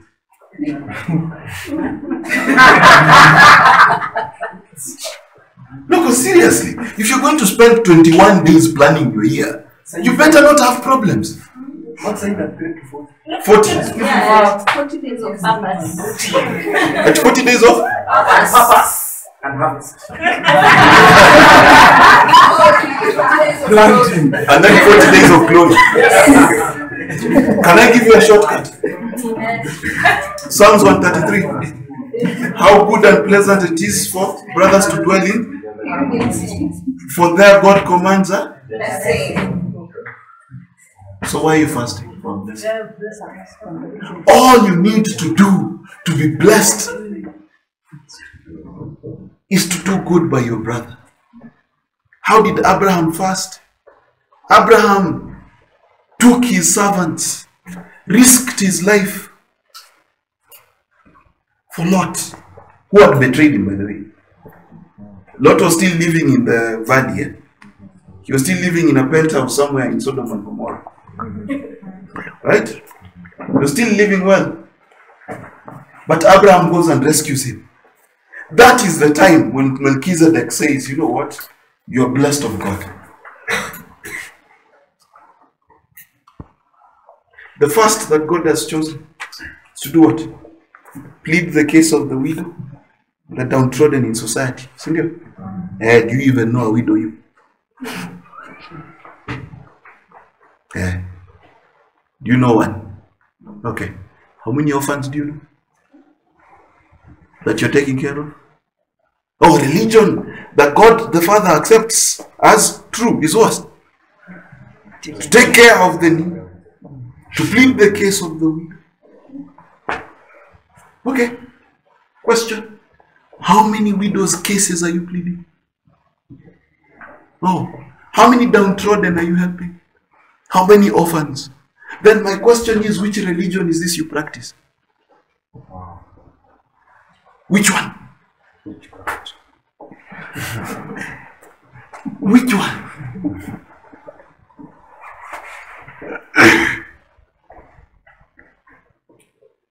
Which one? Your biggest prayer is a bigger house. Yet when was the last time you hosted someone in the one you have? And fed them and clothed them, sheltered them.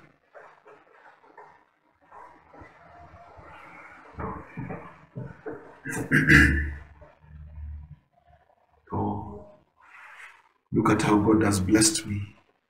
I have a new TV. Okay. Which phone does your mother have?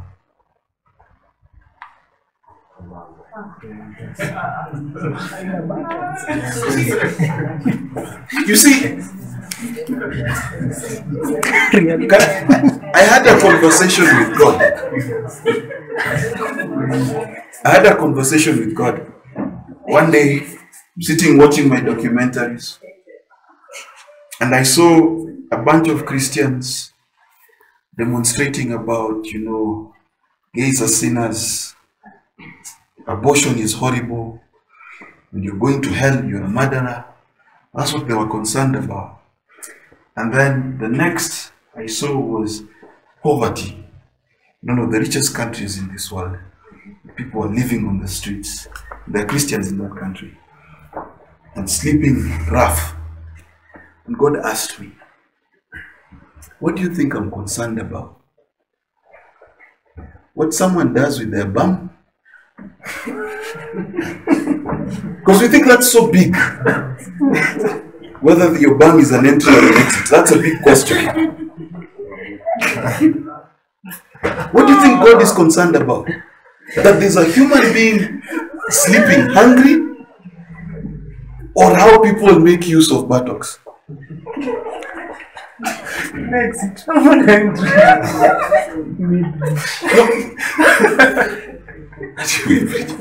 I'm asking a question. Now think about it. Because we Christians, listen, this is what we say. This is what we say. God is judging Kenya because it's full of sin. Correct? Which country isn't?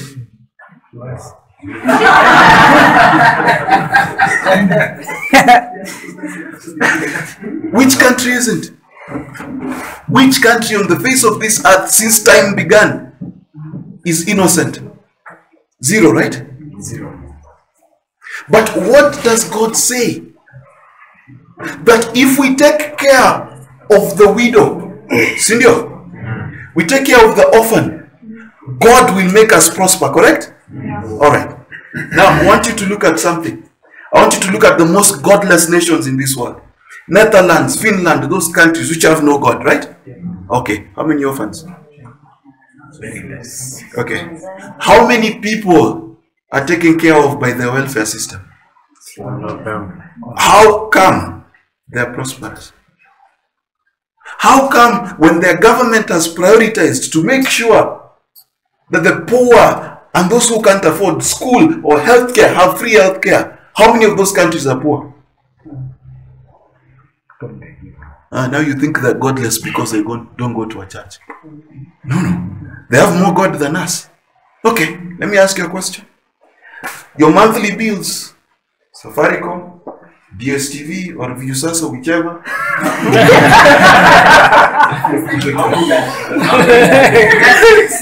Netflix.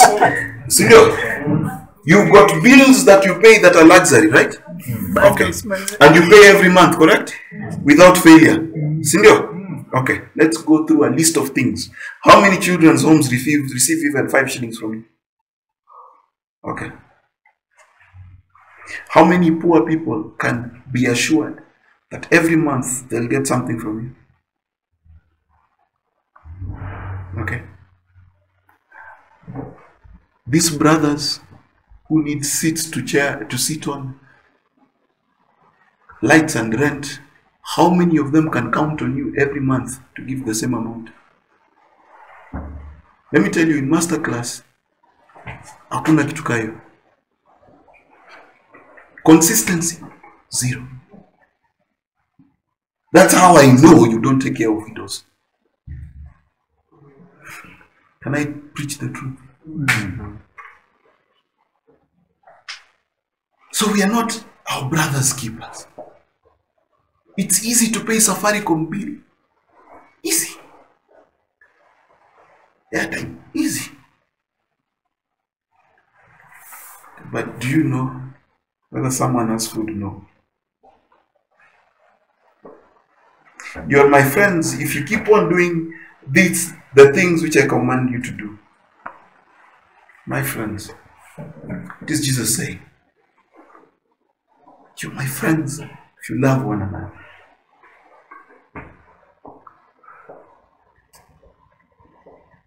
And here's the problem. That we keep praying for the return of Jesus, right? For a mature bride. Now, I used to think a mature bride is the one who understands the mysteries of the kingdom. Understand? A mature bride is the one who can tell you why cherubim have eyes everywhere.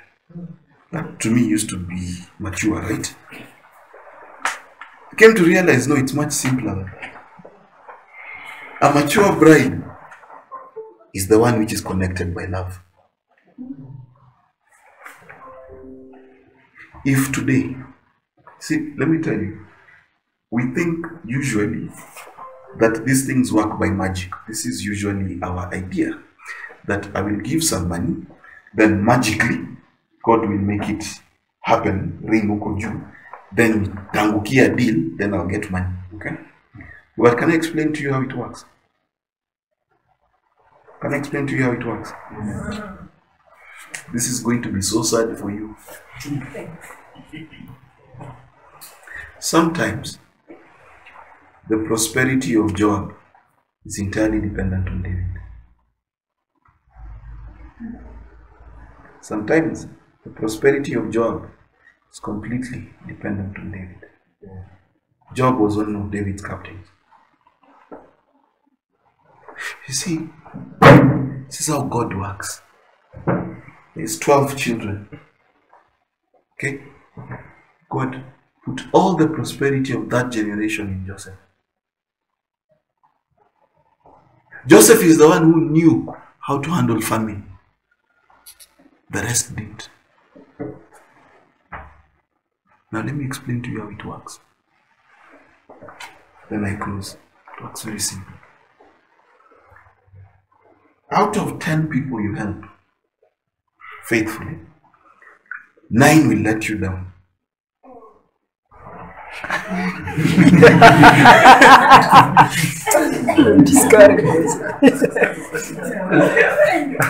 Do I need to repeat myself? Out of 10 people you help, 9 will let you down. So stop writing to me, I'm tired of helping people. Imagine all they do is hurt you. Yes, that's what they do. But there is one that returns. Now, I didn't understand this until someone explained to me Silicon Valley and how it started. This is where I'd like to finish. Silicon Valley in the, was it 40s, 20s there? 20s, yeah, if I remember. Forgive me if I get the date wrong. These rich guys had a lot of money. And they said, now what do we do? So one of them, I don't know if it was Carnegie or Rockefeller, one of them said, you know what? Let's find businesses we can invest in and grow quickly, then we get our money back. Huh? It was Carnegie, yeah. So what does he say? They go and do it. Then they discover that 9 out of 10 of these businesses failed. But one prospered so much, they made 100, 1,000 times more money than they'd lost with the 9. Now I understood. Because it's a kingdom principle. You see, what they're doing is they're being a brother's keeper. You get it? So what they're doing is they're taking of what God gave them, their networks, their business acumen, their financial management, and they give it for free to a startup.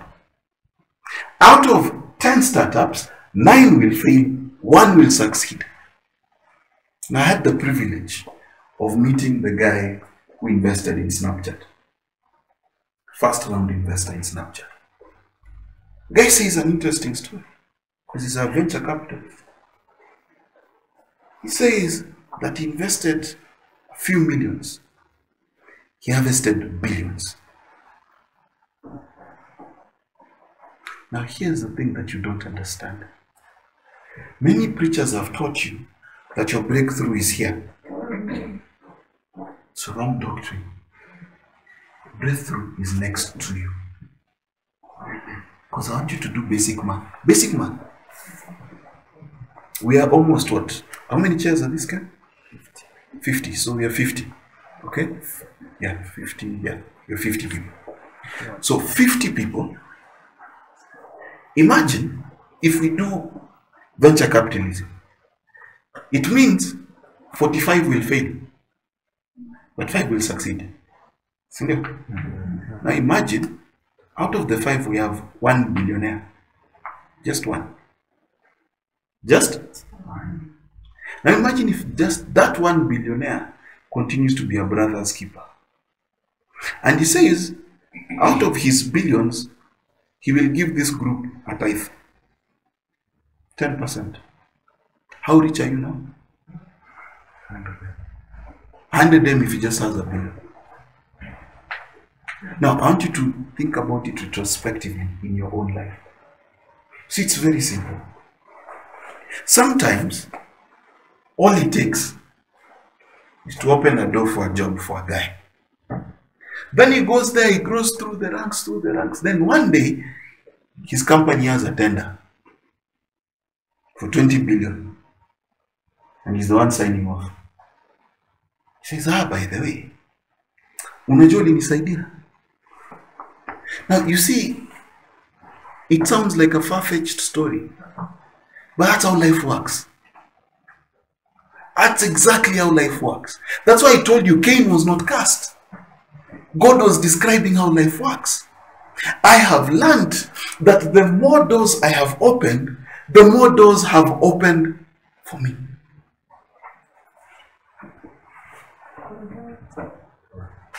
Now, let me make it very simple. I'm giving you a very good business plan. It's called invest in people. It's called invest in people. I guarantee you, 9 out of 10 will let you down. But 1 is all you need. That's why the Bible says, do not grow weary in doing good. For in due time you will reap a harvest. Any questions? I have finished.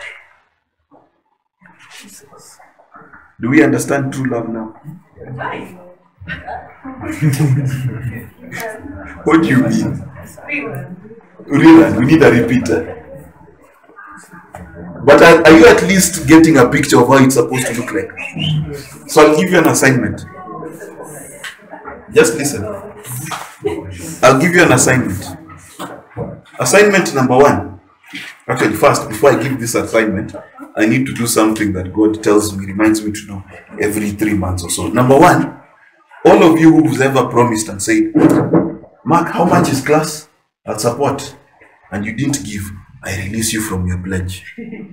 Nego? Tukosa? So clean slate.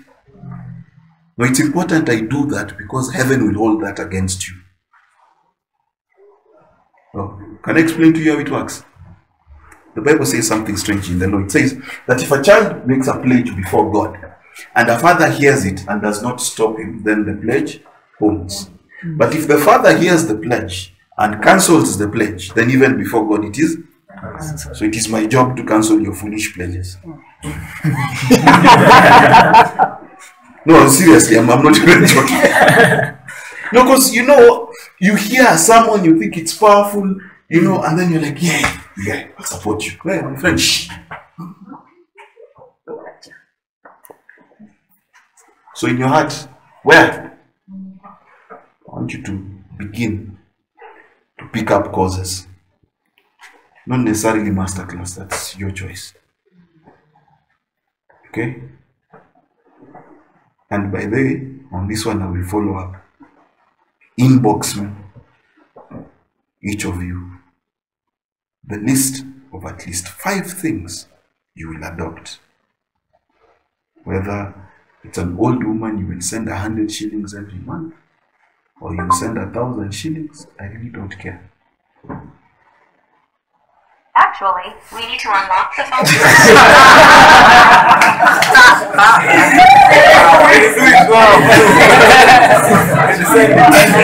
Actually, you need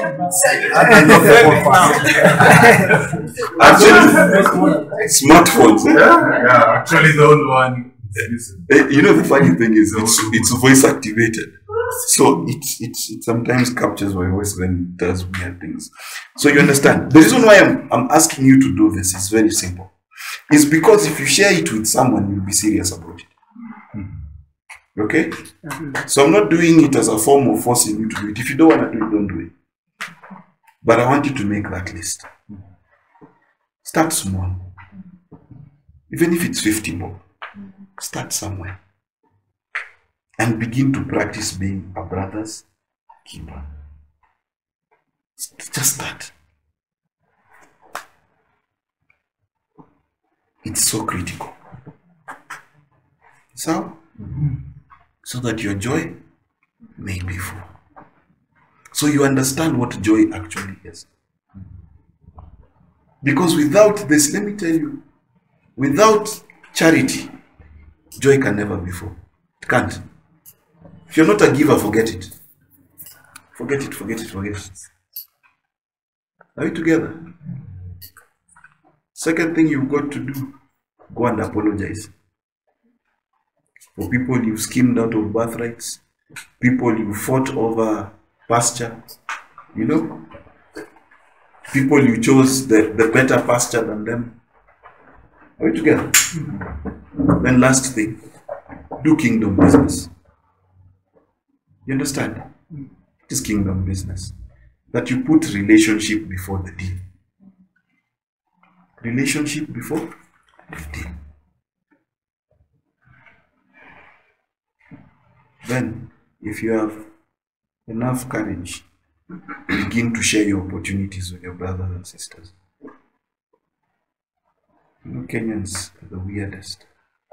Kenyans will tell you ati kuna kitu napika kwa chini ya maji. Give and talk show.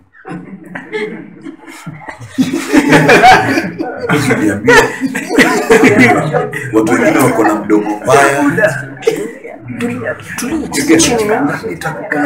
Let me tell you, that's not the Bible. That's not the Bible. A true brother's keeper says, listen, Lord, when I was asleep, God spoke to me. And he told me he's going to make me come with. So you can't learn to travel. You see, you need to understand. I'm extending. Let me finish here. You need to understand what is the first thing Jesus does. Jesus comes out of the wilderness. He's starting his missionary journey. What's the first thing he does?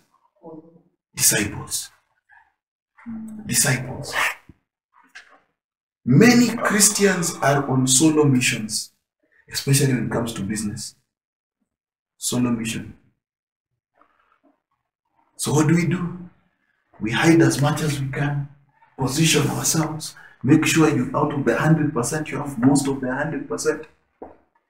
So, makes sense there. I've learned one thing. Throughout the Bible, you tell me someone who worked alone.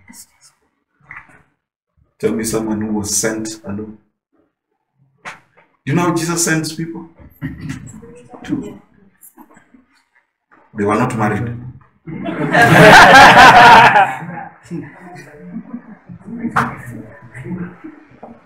I have learned these things.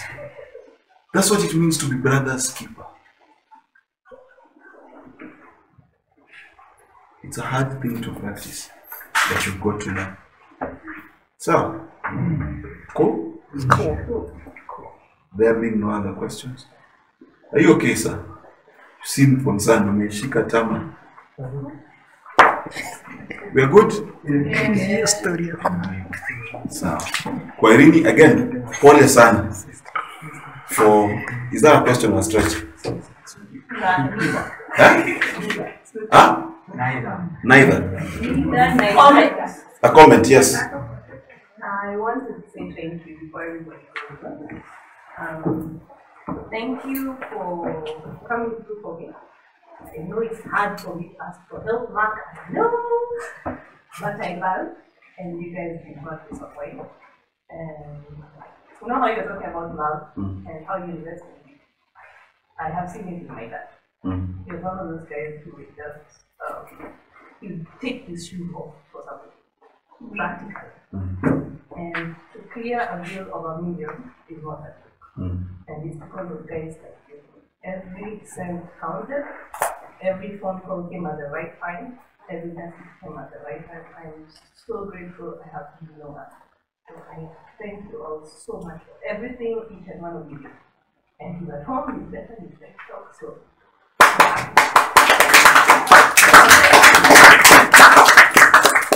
By the way, love is actual evangelism.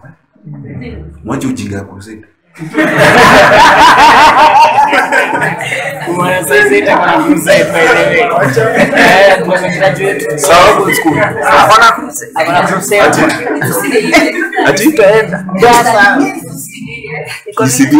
by then nimejikaza. Let me tell you, yesterday I am called. When because of what I do, all this information is hitting me. And then there's this, nowadays I have a physical reaction to injustice. Yani it hurts me to the core. So I'm driving to the studio, I am in tears. And I'm wondering, Makagi asked me if I was pregnant.